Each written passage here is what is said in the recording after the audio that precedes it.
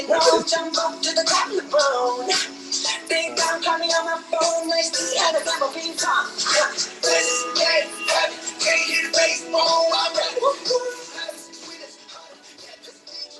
Like butter. This is all alone, I'm into that, I'm good to go, I'm terrible, you know I glow. Let's go. It's time, and it's not tonight. So I say, real fire, set the night light. Just to say, but the little focus on light is What's up? It's your boy, Big Reg, coming to you from the shadow of the big house in Ann Arbor, Michigan.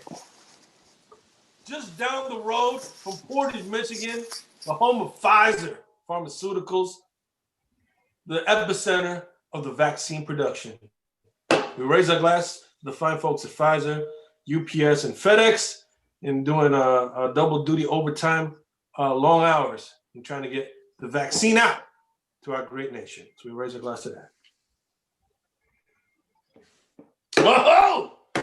On other good note, we are here to share the good news and tidings that come with the first day of the national signing period for football.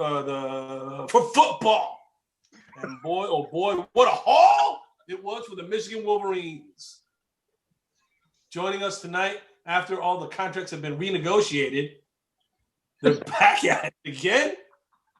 First, producer JB. Yo. Producer JB back in the house. Changed my name back to this original because we're doing a reset for the new year. 2021 coming to you soon. Keep wearing those masks. There you go. Keep them high and tight. Shout out to your mom's house podcast. Reset for 2021. Here we go. Next, we have the prognosticator, the precog himself, the one, the only, Mr. Squarehead. Sorry, Reg, I hit the unmute button. I'm glad to be back, Reg. I'm very, very happy that this is the final episode of the football season for Michigan, because I see a lot of change coming. He sees a lot of change coming, and he's going to share with us what those visions of the future are, no doubt. And next, we have the one, the only, nameless guest, keeping it incognito as always. Good to be here. Celebrate a pretty good day, all things considered. One of the few ones. Oh, he's feeling like dynamite. I could already tell. There you go. In the midst of this pandemic year of 2020, the dumpster fire animal. And finally, joining us once again from a secret lair from who knows where, the one, the only backup quarterback to the Woodside Warriors, JC from Sunnyside. Glad to be back. Glad to also bring something about Rocky IV back to this channel again. Did you have like one VHS tape in your house when you were growing up? Was it only Rocky IV? What is going on? You couldn't watch Rocky III? That was pretty good too. Club Lane. Oh my goodness gracious. But before we get into Rocky IV yet again, we're going to summarize what a great haul we had in the first day of national signing period for the Michigan Wolverines. Gentlemen, I'll just kick it off with the big news itself. We got a offensive skill position trident, a powerhouse waiting to be unleashed on the nation. First, Donovan Edwards, the hometown boy from West Bloomfield, Michigan. Next, Xavier Worthy. Oh, he was pulling a nameless guest, flip-flopping. But, oh, thank goodness, he flopped back to being a Michigan commit. And finally, the crown jewel of the Triton itself, the one, the only five-star quarterback, possible franchise player in J.J. McCarthy.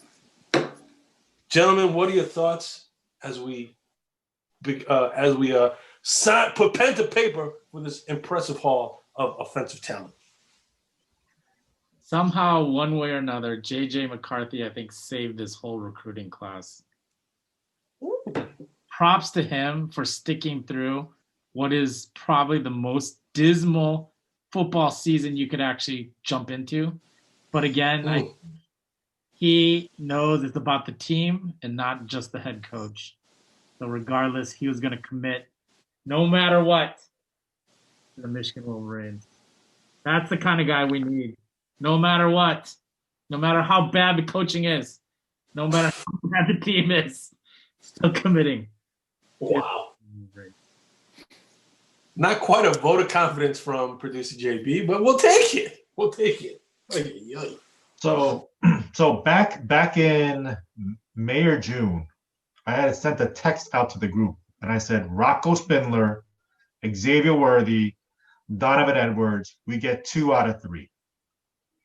Someone in the group said 1 out of 3.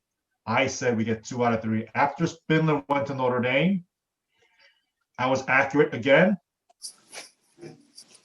We got Worthy, and we got Donovan Edwards. Now, having said that, I just hope Xavier Worthy, who chose Michigan over Alabama, isn't making the same mistake that Daxton Hill did.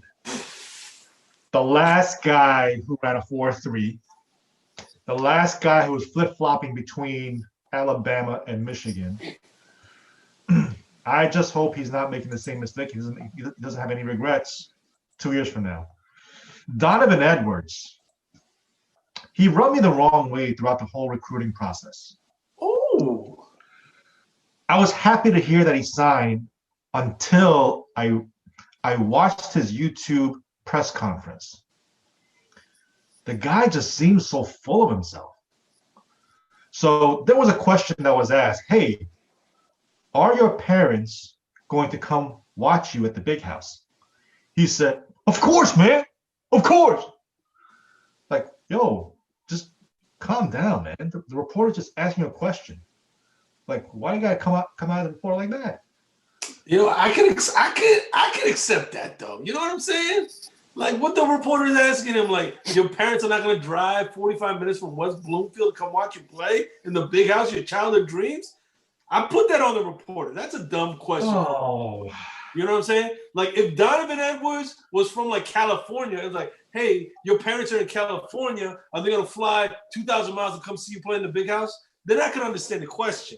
But if the question is, hey, are your parents willing to drive 45 minutes? Come on, bro. So I get it, but a mature 18-year-old, would have said, it'd be great. It's an honor to have my parents drive. It's just a blessing to have my parents drive 45 minutes to be that close. I don't know. Here's my quick take. I saw the same thing, actually, probably a lot later than you, catching a late dinner watching that. And I actually watched the Sam Webb podcast, like an hour long. I'll tell you what, at the end of the day, the crown jewel. I mean, we take J.J. McCarthy. I guess he'd be the number one at the top. But the one that we've been playing this little dance with for 2 years now, I mean, we reeled him in, and it was a must. So that's probably the greatest thing we should celebrate and be excited about. We needed to have this, if only just to retain top Michigan talent. That's a narrative that's been plaguing us, and something we just can't let that keep going down the tubes. Good get. That is a good point. We do need to keep a strong grip on as much of the in-state talent as possible, especially given the fact that, you know what, let's be honest, the state of Michigan hasn't produced that many home run hitters in the past few years. You know what I'm saying? It just haven't. So whatever we can get, whatever we can put our clamps on, I'll raise my glass to that. Good get, Donovan Edwards. I mean, do you raise your glass to all the high 4 and 5 stars who never made it out of the state of Michigan? You know, like, he could be another one of those. He probably will be. All the stats say that he will be. And the fact that he's a prima donna doesn't mean that he can just go into the transfer portal next year. You know, signing day doesn't mean as much this time around, like nowadays, than it did in the past. You sign on the dotted line, I'm going to transfer. Wow. I'm going to the transfer portal because I'm not getting my share. I guarantee you. Donovan Edwards after year one will be in the transfer portal.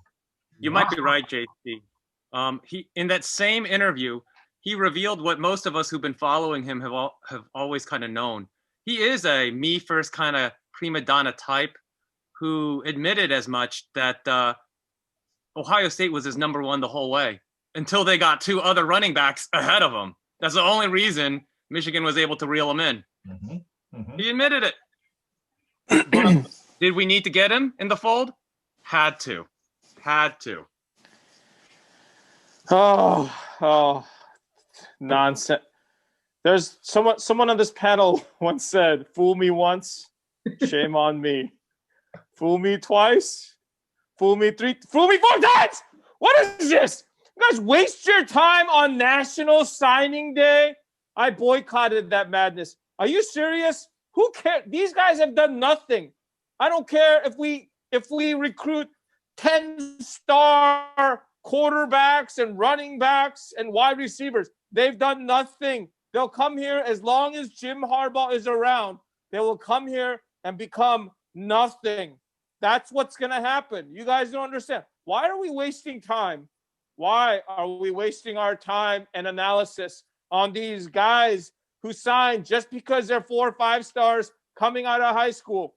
Didn't JC you mention in one of the videos saying we have 4 or 5-star talent, but we're not doing anything with it? This is exactly the same things that's going to happen this coming year if Harbaugh, or next year or the next, if Jim Harbaugh sticks around. This is exactly what happens to 4 or 5-star talent when they come to this black hole of a coaching staff. Why are we getting excited about these kids who've done nothing? All these kids are going to transfer. Let them all transfer away. When they get here, they'll realize how much it sucks. That's all I got to say. Wow. Mr. Squarehead pulling no punches tonight. Good gravy. Well, gosh, how to respond to all that? Good gravy. Where to begin? All right, number one, I think we can all agree, though. Can we all agree, though, that unlike previous years, the crown jewel of this class is at the most vital position in all of football at any level, whether it's, peewee, high school, college, or pros, and that is the quarterback position. I think we finally have a QB in J.J. McCarthy. Agreed. Anytime you have a QB that has the 2 same letters as a first name, no good. Give me one other example. Go ahead, I'm waiting. No, they're all no good. That's why you don't hear of them. Give me a bust. JJ, no. JJ, no. Poo-poo. I mean, you're saying we finally have that quarterback. Do we?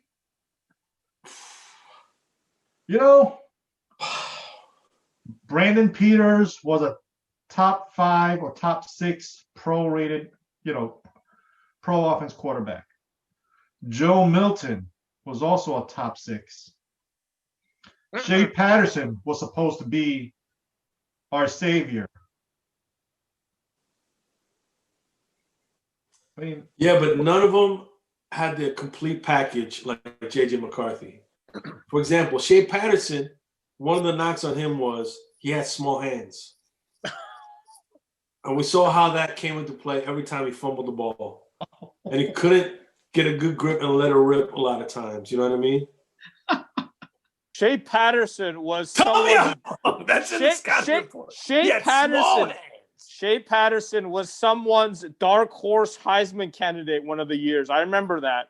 I can't remember. I specifically said if his hands grew, he could be a Heisman dark horse candidate. Not that he would. I said he could. But the hands don't matter. Look at Joe Milton. He's got the big hands. He's got big hands. What does the hands have to do with it?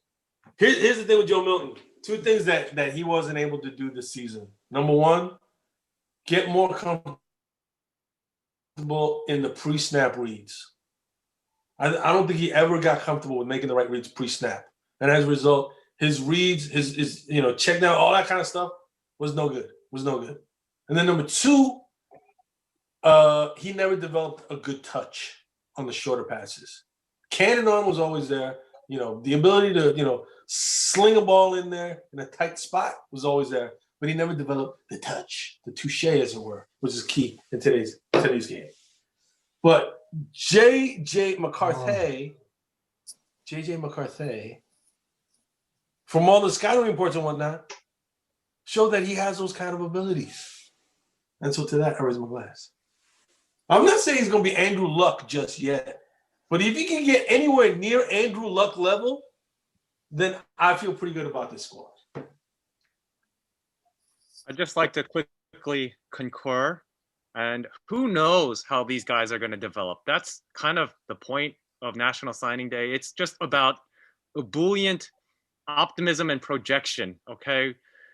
There are certain guys that are going to pan out and be hits, and the topic of whether we can develop them, that's kind of a different thread for another day. But JJ is the real deal. Lots of other teams, lots of other coaches, lots of other recruiters would love to have this guy. And, producer JB kind of commented on this, but I just want to underscore. I mean, much has been made how he pretty much, him and his family single-handedly had that little informal visit with a bunch of the other recruits. I went a long way in keeping this ragtag group together in the midst of the most abysmal season ever. That went a long way. That leadership, I mean, huge, just huge. So I'm optimistic. I don't know yet about the talent development. I don't know about our QB coach. We'll just have to see. But we got a great guy. What else do we have to see about player development? It just it hasn't panned out, right? The fact that Joe Milton can't read, the fact that Shea Patterson looks directly at the receiver. He's not illiterate. Come on, man. Oh my goodness! Wow.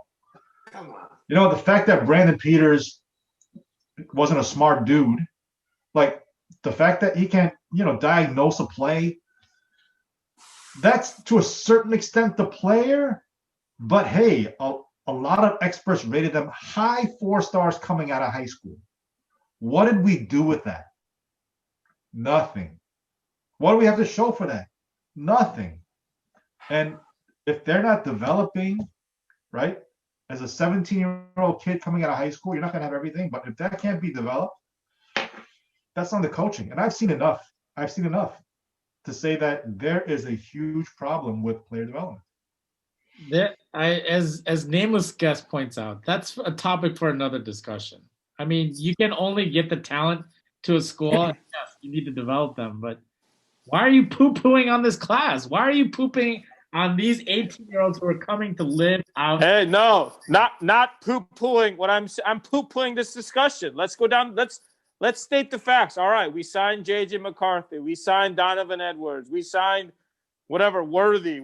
Fine, we signed them. Good. Let's move on. Let's not say this class is going to come in and do great things.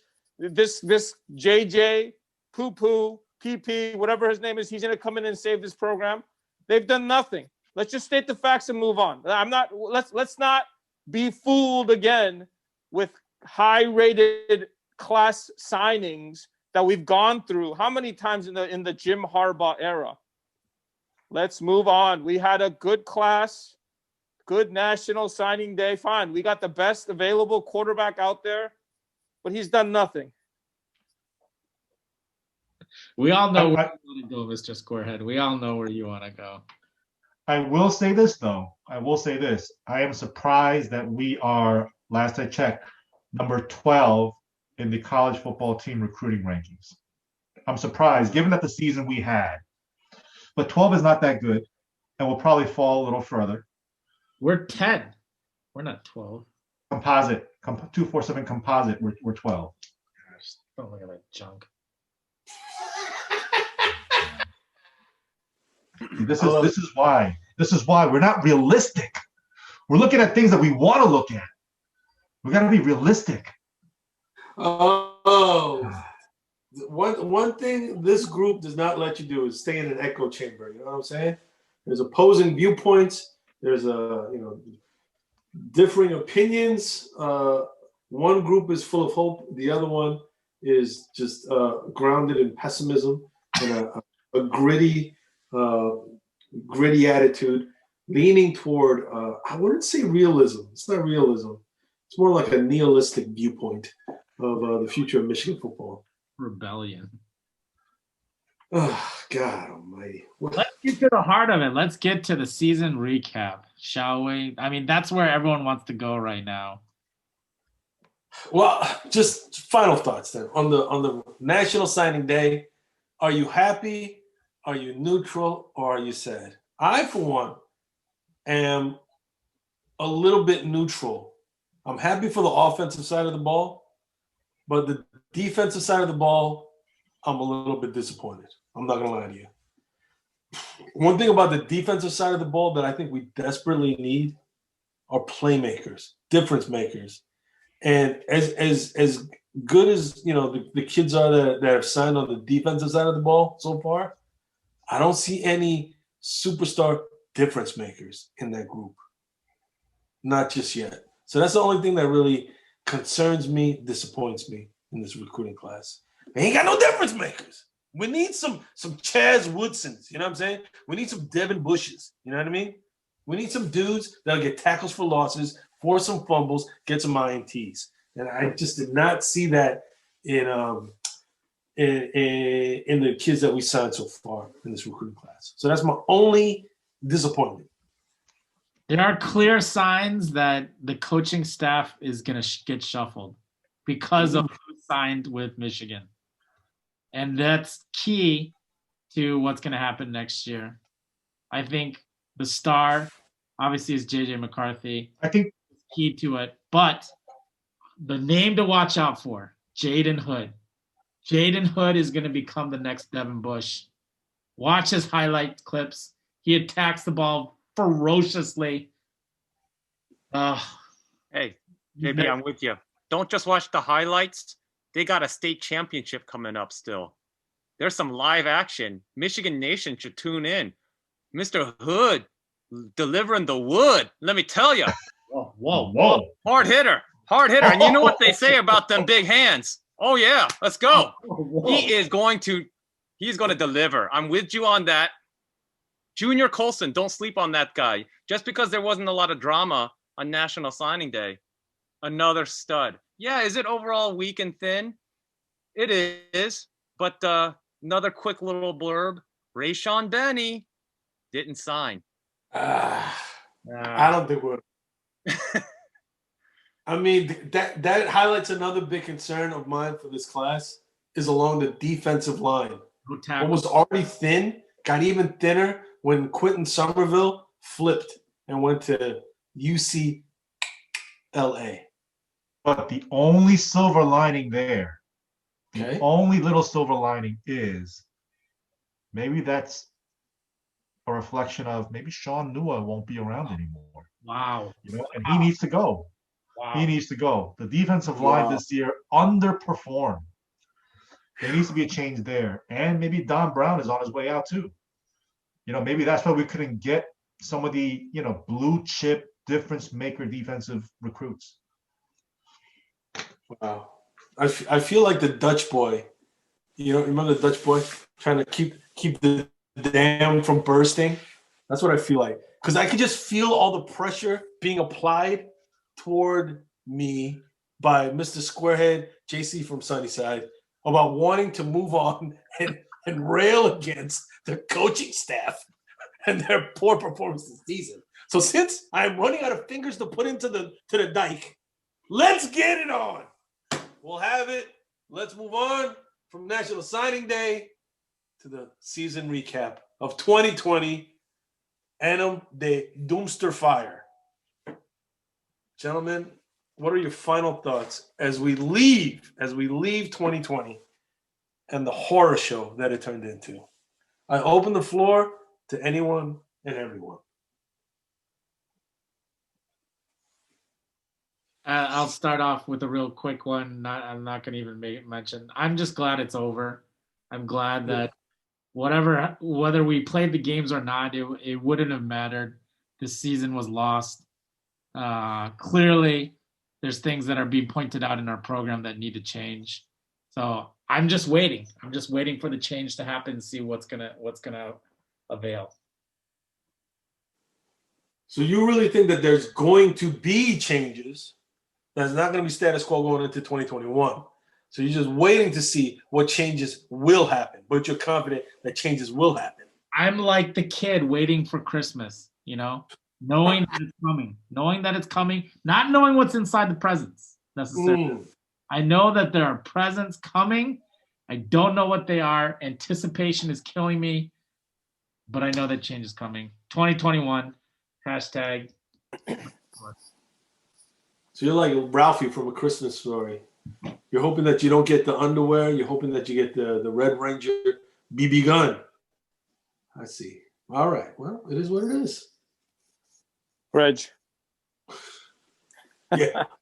I'm angry. You think? I'm angry because if y'all remember preseason predictions, I am the only one that predicted a losing record, and I said 3-6. And I'm angry because we were not able to play these games where we would have finished 3-6. Narrow win against Maryland and a loss against Ohio State and Iowa. That would have put us at 3-6.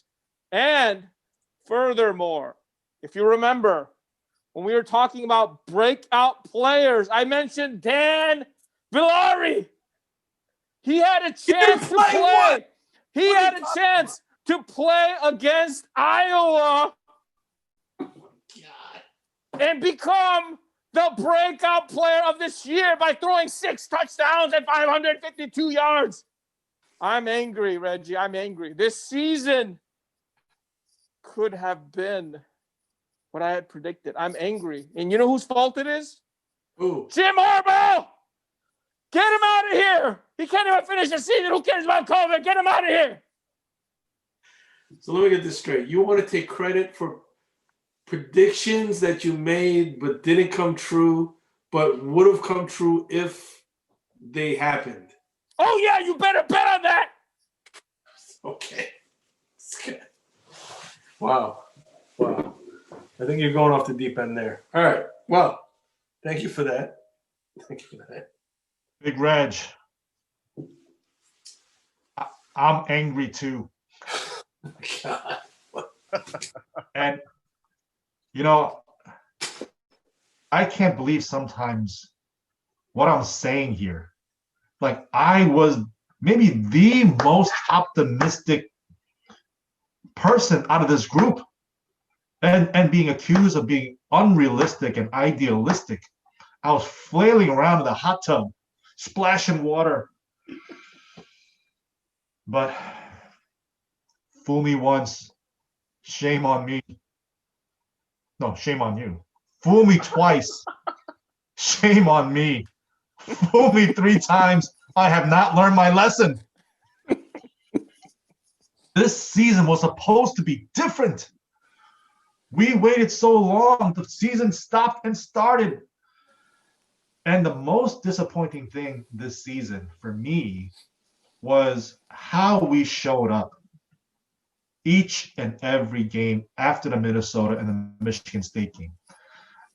The Michigan State game, yeah, we tried to fight, but after that, there was nothing there. We talked about this team is going to be different because there was leadership and resilience and upperclassmen and seniors are going to step up. Quiddy Payne, Milton, Hutchinson. Where was all that?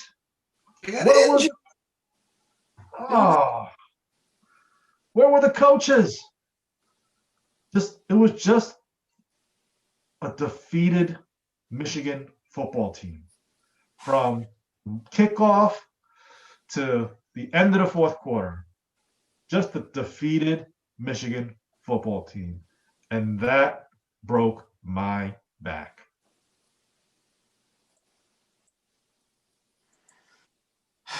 Well, I can't argue with you that toward the end of the last game, which was, of course, the game versus Penn State, it didn't look like there was much fight left in that dog. You know what I mean? It looked like a mangy mutt by the end of the season. I mean, there just wasn't much left to squeeze out of there. So I can't argue with that. I think the only guy that tried to show was Michael Barrett. Michael Barrett was the only one that had maybe double-digit tackles. He couldn't do everything himself. You know who I felt the most bad for though was Ronnie Bell. I think Ronnie Bell still played hard. He showed a lot of fight, showed a lot of heart. I just feel bad that it never happened for his teams. You know what I mean? Especially after what happened at Penn State last season. I was hoping that this season could be a lot better for Ronnie Bell. But, yeah, I mean, that's life. Sometimes it throws you a curveball. It's not so sweet. But, yeah, I feel bad for Ronnie Bell, Jeez. Not only the morale and the defeatedness of the team, but also just how we were ill prepared for every game with the X's and O's. We did nothing to make adjustments. We didn't make any adjustments. We're calling Wildcat when that didn't even work. What are you guys doing, coaching staff? Why are you one of the highest paid coaching staff in the country when you can do dumb Wildcats? When that hasn't worked all season. I'm angry, Reg. Wow. It's like a competition between Squarehead and JC from Sunnyside about who's the angriest and who made the most predictions. That's what it is right now. We should come up with an alley. You know what I mean? For both of us. I may jump in. You might be happy to hear that I'm not going to claim to be angrier here. Okay. God. But my reaction in reflection is that it is utterly baffling. Like, we've had, as I texted you all before, disappointments and heartaches and just not very good outcomes. I mean, we're used to doing okay and then getting kicked around at the end, maybe deflated with a bowl game, injury here, or whatever. But this just face plant and just showing us to be fraudulent. We were a bad team. And it became very evident immediately after Minnesota. We were jubilant with salt and pepper and any other kind of celebration we could muster. Oh, we were on cloud nine, myself included. But second game on, it's all right there.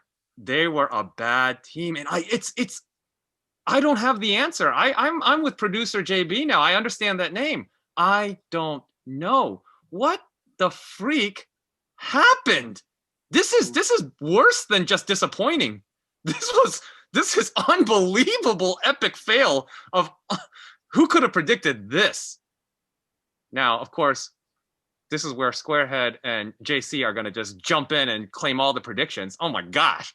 If there's anything more prevalent than Rocky or Fool Me Once or whatever, it's their claims to all these predictions. Oh my God. Oh, nameless guest. You sounded a little angry there. I got riled up. Angrier. So riled up. Goodness gracious. This is a number of players that we had on the all Big Ten first, second, and third team. Oh my God, come on. 0.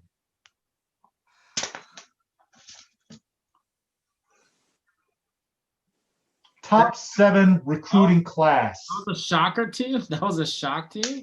Come on.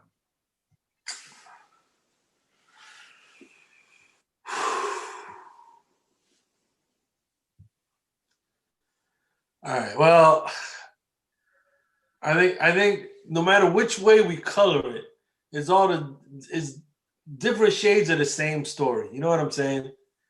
So we can go round and round, but at the end of the day, it was a bad season.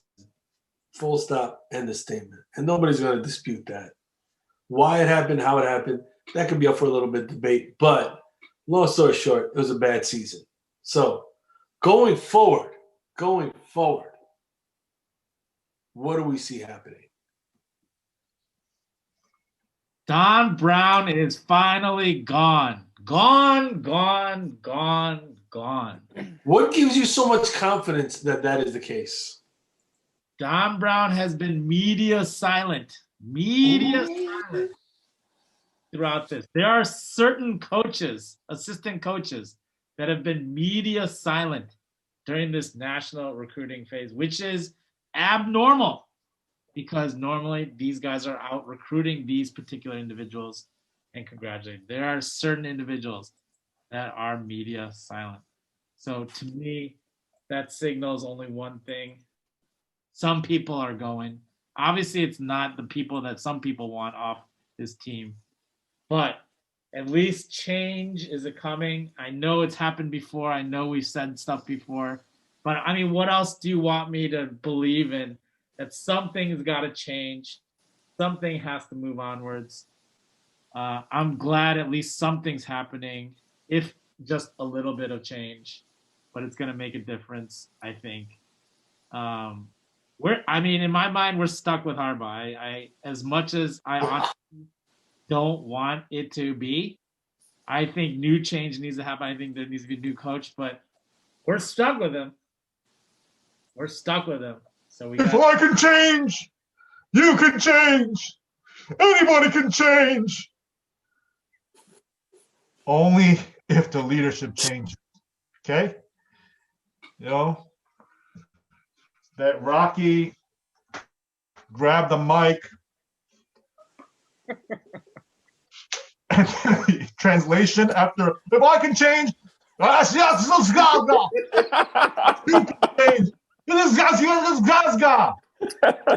anybody can change.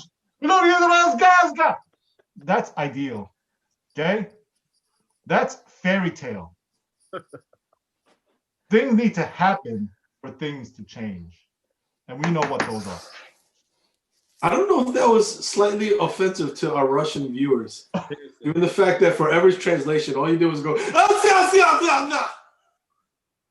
I'm sure if they flipped it around and did some kind of Asian commentary, then there'd be a lot of uproar. Oh, goodness gracious. Let's not even go there. Good gravy. We might have to edit that out. Unadulterated. I was wondering what Rocky IV reference you were going to bring up. I did not see that one coming. So to that, I raised my glass. The unexpected Rocky reference. So it sounds like, JC, you've jumped the Fire Harbaugh train. So I'm in. I think when we lost to Penn State, I was Fire Harbaugh. Give me the application. I think there's a little part of me, right? There's residue from who I was at the hot tub, and I think I want to see Harbaugh, if he can make the tough decisions with the assistant coaches. He replaces Don Brown, replaces Sean Nua, replaces the quarterback coach. I am willing to see what happens. I will be TBD. But only if he makes those tough decisions to replace, Brown, Nua, all the coaches like that. So I think that's going to happen. I agree with you guys. Harbaugh will be retained. He'll probably get a pay cut. There will be firings, and all that will likely come to pass. So I am building a optimistic, plausible scenario of how this can possibly improve and be a bounce back. I think that's possible. I'm a little bit afraid to hope in that. I'm not quite ready to jump back into that hot tub with everybody, because that is the hot tub of optimism and eternal bliss and happiness. But yeah, the offensive line, they didn't show too well in this early going. So next year, it's plausible that they can get 1 yard on 3rd and short or 4th and short. They, those guys that we sent, the 4 or 5 dudes that we sent to the NFL, they weren't very good if you rewind the clock 2 years ago. I mean, we were complaining hard on those NFL players. So, yeah, give them 1 more year. Not sure who's going to be QB. We've got the offensive skill players, and my concern is defense. So that's the future, Reg. Reg. I gotta say, Reg, I fought hard. I campaigned hard this season and the past few seasons to hashtag fire Harbaugh, but it looks like he's going to be sticking around. All indications point that he's not going to be fired, at least maybe at the end of next year, but not for the immediate future. So while I think there were some illegal votes, I will concede that Harbaugh will stick around, and I'll move on from fire Harbaugh. Wow. But I do think, just like when we were sitting in that hot tub and all the tea would come up to the top and we got to filter all the tea out,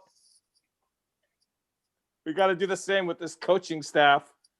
Don Brown, Gaddis, Nula, all the way down to the team manager who comes out and squirts water bottles. All those guys got to go. Get rid of all the tea and start over. That's what we got to do, Reg. But it looks like Harbaugh is going to stick around, but I'm hoping, as everyone else has just said, there's some change and the tea gets filtered out. Wow, that's the most optimistic I've heard in the past months. Yeah, but it wasn't really that optimistic. I mean, he's comparing it to death. I don't know if that's optimistic. It's literally, for those who don't know, dead skin cells. He's saying just get rid of all the useless dead skin cells. Cleanse it all away.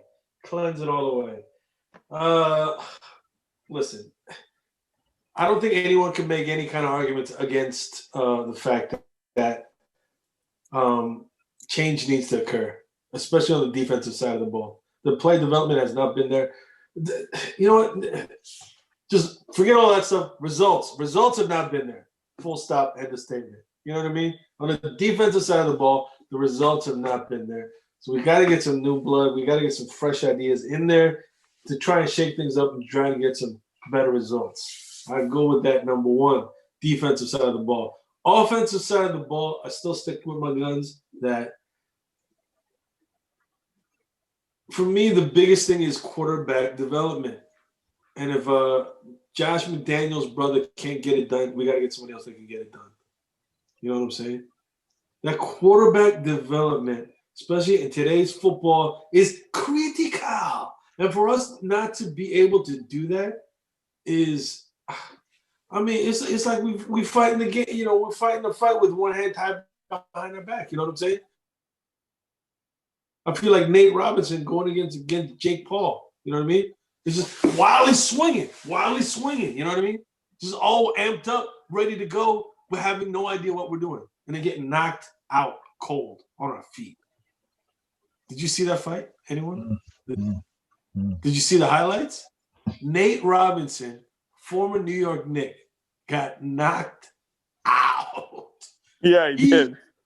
He went face first down, and he started doing the Apollo Creed shake. Okay? That's how bad it was.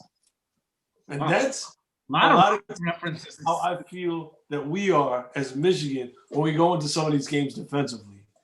We're just swinging wildly. You know what I mean? With the off or defensive holding calls, lining up in the neutral zone, these kind of things, just being undisciplined, having no real game plan, and then getting exposed by an offense that knows what they're doing, that has an idea of how to exploit every single one of our weaknesses. And that's got to stop. That's got to stop. So to me, Donnie Brown, I raise my glass to him and what he's done in the past. But you know what?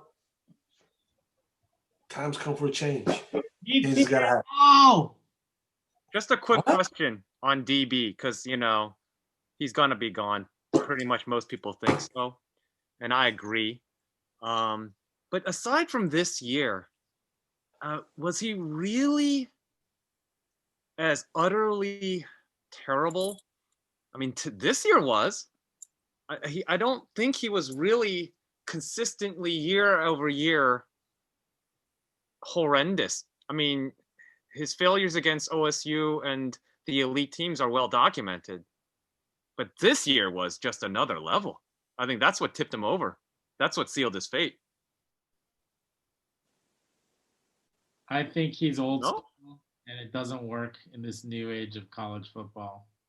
It can't work anymore. Yeah.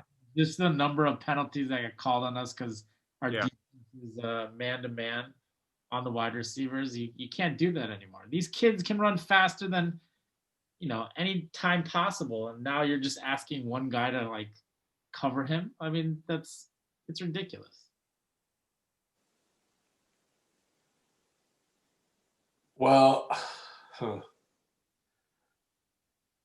I think, the way that we played or used to play works well against a certain level of competition. But as soon as the skill positions reach a certain level in the opposition, holding them won't work. Like, if you're holding Julio Jones, it ain't going to work. If you're holding a Randy Moss don't care. He's still going to get his catches. You know what I'm saying? Like, if you're holding like a Golden Tate, you probably get away with it. You know what I'm saying? So it's that kind of level. So you bring that down to the college level, that kind of thing, scheme and all those kind of things, works well to a certain degree. But once you're facing elite talent and an elite level, it just doesn't work. And then we've seen it time and time again when Don Brown has faced elite skill level positions. It just doesn't work. It falls apart. We might hold for like 3 quarters and they might have like a few yards. They haven't put up much points. But what always killed us was the big play. Even last year versus Penn State, remember? KJ Hamler. We were pretty much bottling them up, but then all of a sudden, one big play. And then boom, all of a sudden we're down again. You know what I'm saying? And then the comeback is made that much harder. So it's like that type of defense works to a certain degree, but you can't bottle up some dudes. You know what I'm saying? Anyway, I'm getting. He was all about I don't care what you're doing. I'm gonna do this regardless. This is my defense. I don't care what you're doing. But to certain offenses, you have to care and think about, okay, this is what you're gonna do, and it's gonna inform what I do. And he didn't do that. It was like, I'm gonna do this regardless of what the heck you're gonna do. That kind of defense could work though if you have guys like, let's say, a Jadeveon Clowney. If you got playmakers on your defensive side of the ball, that'll be like, you know what? I don't care what blocking scheme you come up with. I'm going to put pressure on the quarterback. But we never got to that point with any of our defensive players. Let's be honest. Well, why didn't Jim Harbaugh tell Don Brown to make adjustments? I mean, forget during the game at halftime. Why not after a game and say, hey, Mr. Brown, that defense there doesn't seem like it's working anymore. Maybe you should make some adjustments, Mr. Brown. I mean, is he not the head coach? Does he not have that authority or the the power to talk to his coordinators and say, hey, you need to make some adjustments because this isn't working? I love how you do make adjustments. It's hilarious. Is he? I mean, I don't understand it. Is it because Don Brown is his elder and he doesn't want to disrespect him? This guy, Why can't Jim Harbaugh say something to Don Brown and tell him to change some stuff up? I bet you they did, but you know what? They did. Let's be honest. Whatever they came up with, it didn't work. Exactly. They did make changes. It's on the game tape. You can see even the announcers are helping the, us bubbas who don't know, all the X's and O's that, yeah, they're covering, they're dropping it back in zone. And you know what? They stunk at it. He was mixing it up and our players couldn't pull it off. They were bad either way. I think it kind of highlights also the point that Madison got demoted from defensive coordinator. Don Brown comes in, and then Jim Harbaugh keeps sticking with him, even though they get blasted by OSU. And then where does Madison go? He goes to OSU. Why? Because he's probably like, F you. I told you that you were supposed to do this stuff, and you didn't do it. I'm out.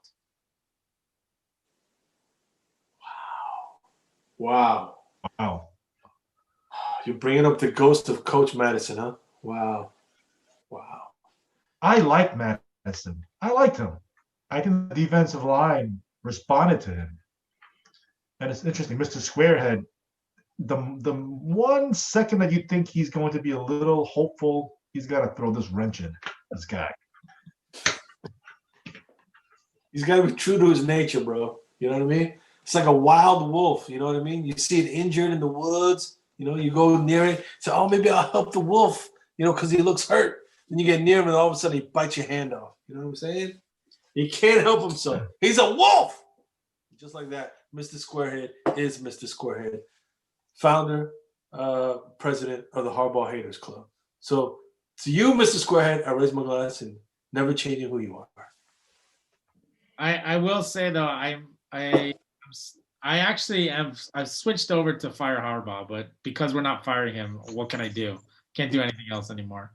I'm still really interested in Matt Campbell, Iowa State head coach. If they don't resign a contract and they wait another year for Harbaugh to finish out 2021, I'm saying Matt Campbell, 2022, new Michigan head football coach. No way, man. No way. Matt Campbell is a poor man's Tom Herman. Remember when Tom Herman was at Houston and he was like the hot commodity and then Texas was dying to get him? Like, oh my gosh, he'd be the perfect person for Texas. And now look at Tom Herman. Come on. Matt Campbell is even worse than Tom Herman. Come on. What has Matt Campbell done? He hasn't done anything. Come on. Beat Oklahoma. Huh? Beat Oklahoma. Oklahoma in a down year. Oklahoma sucks this season. They are horrible. Yep. They're horrible. Gosh. They're 2 years, post Kyler Murray. Hey, what did Michigan do against Michigan State, who's horrible also this year? What did we do? Oh, I'm sorry. Yeah, but that has nothing to do with Matt Campbell, though. Matt Campbell. You're analogy. Whatever. Huh? Move onwards. 삐졌어, man. 삐졌어. Man, you love your Matt Campbell. Oh, damn. Look at that. Oh, some Matt Campbell, boy. Hey, the soup man. I want to drink that soup. At least somebody drank that Kool-Aid and drank it quick. I'm just saying, Matt Campbell ain't all that in a bag of chips. You know what I'm saying? Come on. Anywho, looks like we're all on the same page yet again in the fact that none of us has changed our opinions on anything. People that still want to fire Harbaugh want to fire Harbaugh. People that want to get rid of Don Brown still want to get rid of Don Brown. So there is no new information in this video. The key to a successful YouTube channel is to repeat the same things over and over. Just in a different way. Oh, gosh. Anyway. By the way, we did move to a new channel. So make sure to click on the link below to subscribe. Click notifications here on the right-hand corner to get any updates on new videos. Oh, Write a comment so that we can respond to you. Address it to any of the members here on the channel. well, there you go. We're trying to get to 1,000 subscribers. Right now, at the old channel, we peaked at 29 subscribers. So yeah, pretty much yeah. I don't know. I'll get Who my has 20. a better shot of making it to the Michigan to the Big Ten championship game, or us to 1,000 subscribers? Leave your comments below. I'll get my 27 kids to subscribe. There you go. We're already 27 up. So to that, I'll raise my glass. Ay, ay, ay. Gosh, I don't know. I don't know what else to say about Michigan football. Even on a good day when we have, a nice haul of recruits, it all comes crashing back down. The reality of it keeps coming back to us. Because we're so burnt. We're just so burnt. Like JC said it pretty well. I mean, it's been a hard season. I swear to God, don't say for me once again. Oh, boy. I wish you could celebrate a good day. I mean, if you think about it, as bad as our coaching deficiencies have been and as horrible, I mean, you still want the good guys to join the squad. The recruiting is your pipeline. So any Michigan fan has got to take some solace in holding it together as well as we could have after a horrible, horrible year. I mean, the kids are sold on Michigan, the brand, the school, the total package. So, hey.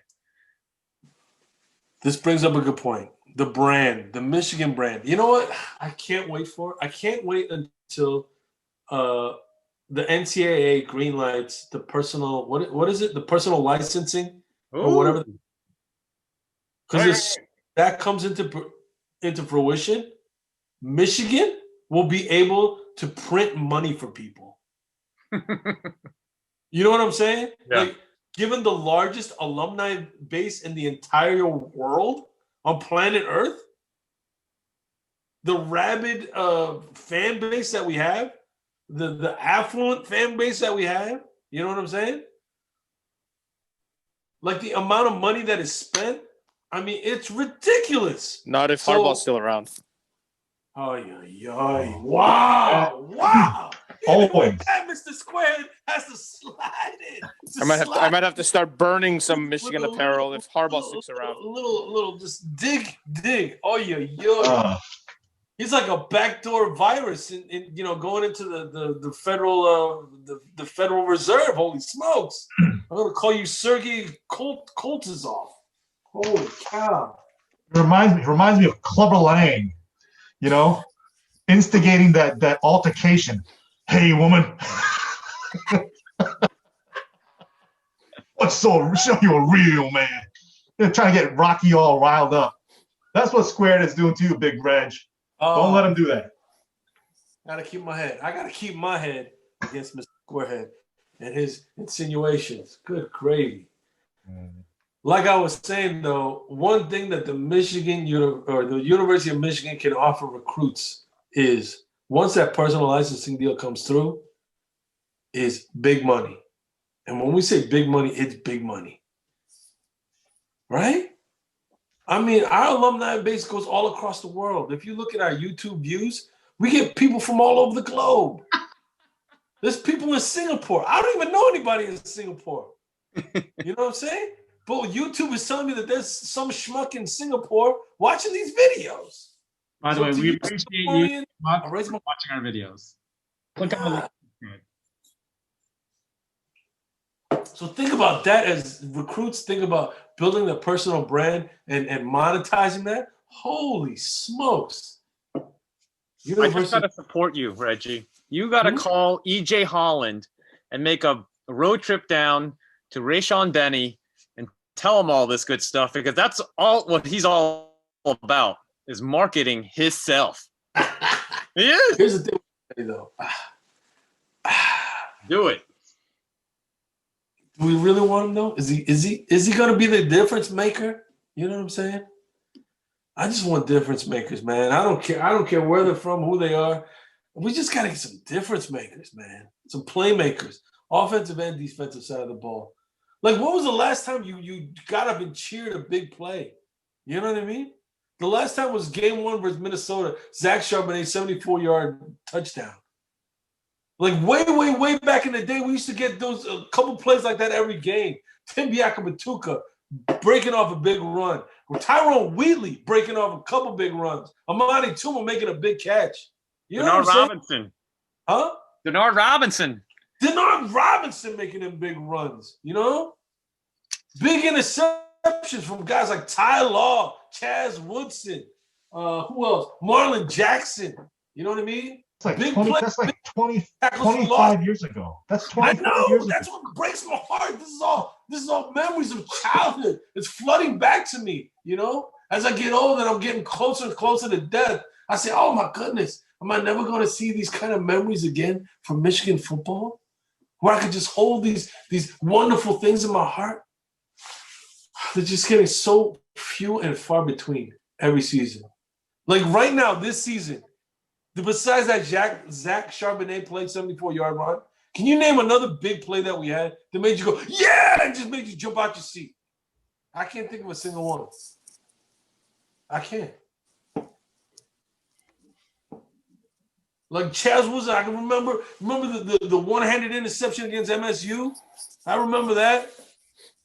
I remember Tim Biakabatuka 300-something yards versus OSU. I remember that. Oh, there's so many great memories that I have, but I have no memories of Michigan football these past few years because there's been no memorable moments. Under Jim Harbaugh, there are no memories. Wow! Mr. Squarehead. Oh, you, for one, are on brand and just digging the thorn right into the side. Under Jim Harbaugh, you wanna erase your memories under Jim Harbaugh.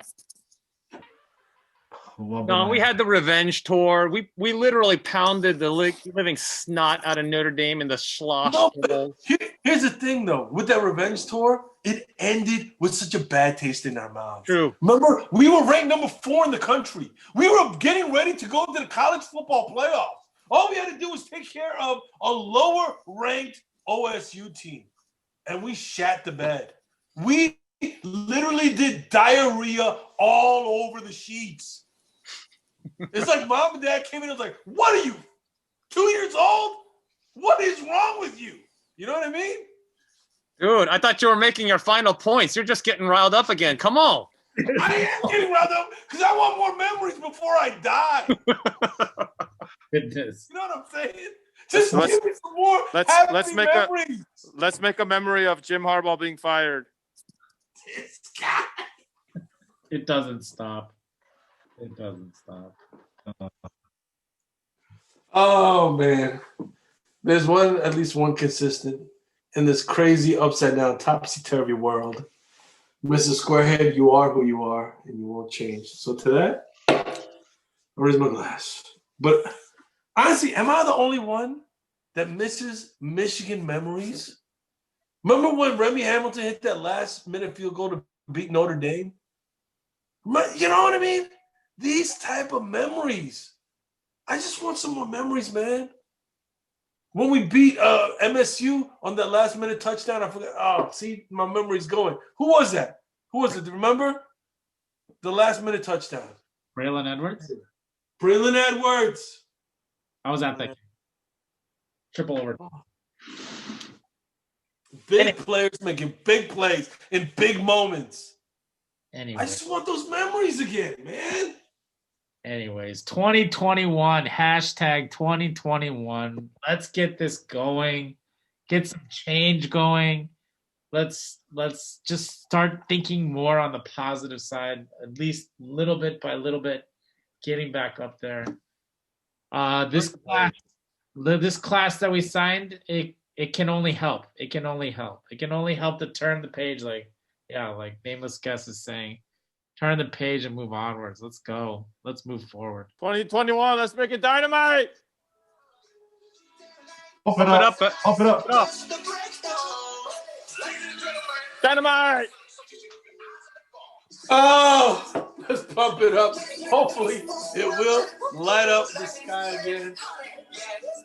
And to that, does anyone have anything else?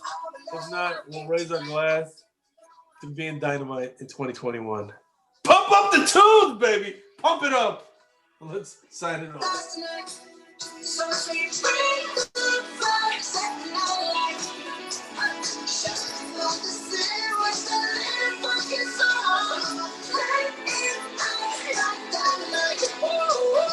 Hashtag Fireball.